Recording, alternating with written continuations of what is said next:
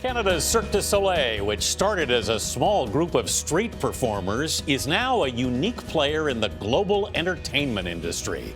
Based in Montreal, Cirque is the largest theatrical producer in the world. Their shows have played in 450 cities in more than 50 countries and to almost 200 million spectators. On Wednesday of this week, they announced they'll open to a new audience with their first ever residency in China. Adriana Diaz got a rare look inside the Cirque du Soleil's creative heart. How does the company that introduced the world to a new kind of circus continue to push the imagination and bring fantasy to life? They do the unexpected, perhaps blasphemous in the world of magic. Welcome to Cirque du Soleil! They opened their doors and showed their secrets. For one day a year, as part of Canada's Day of Culture, or Journée de la Culture, Cirque du Soleil invites the public to their massive Montreal headquarters. They give a close-up look at how their shows are built from scratch, from homemade props to makeup. Try to finish with the hip key if you can. To movement. So this is where actual performers are practicing in front of the public to see. It's very quiet. People want to keep it not too loud in here so that she can focus. Do you want to be like this woman one day? Est-ce que tu veux être comme elle un jour? What do you think? It's cool. Yeah, it's amazing. The ringmaster of this creative powerhouse is President and CEO Danielle Lemaire. Is it hard to pull back the curtain? It's a privilege to come backstage, but at the same time, I like our Quebecers to discover and to be part of it.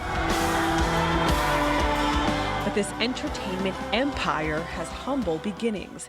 Canadian street performers, including former CEO Guy Laliberté, created Cirque in 1984. Today, they're a billion-dollar company. Their headquarters is a kaleidoscope of costumes, characters, and clowning around. At the open house, getting hands-on is highly encouraged, and for some, highly difficult. Tu peux m'aider? Can you help me? Okay, yes. But others fit right in. Were you surprised when you came here by what you saw?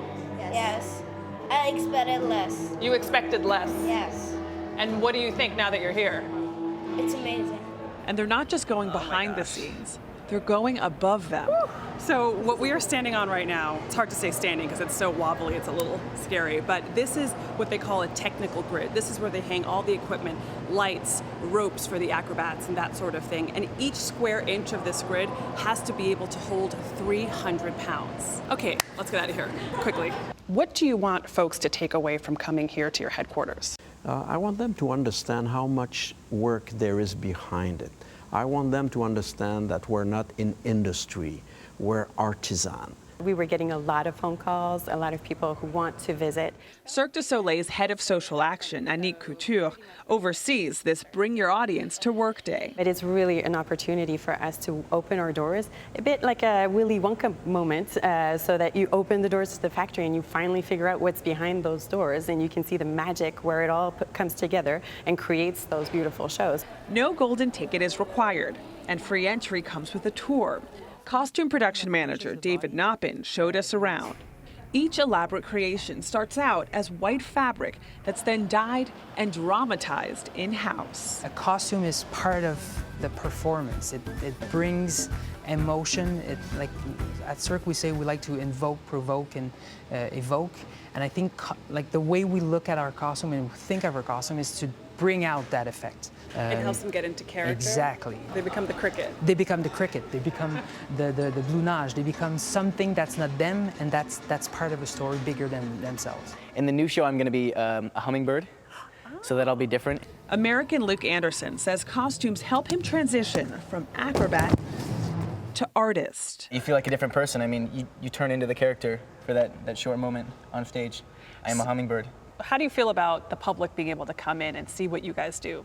I think it's wonderful. When they see us on stage, you know, they only see the final product, but when they come and look at the training, you can see how much hard work and time and effort is put into every small detail. And at the headquarters, they could see how it's all put together.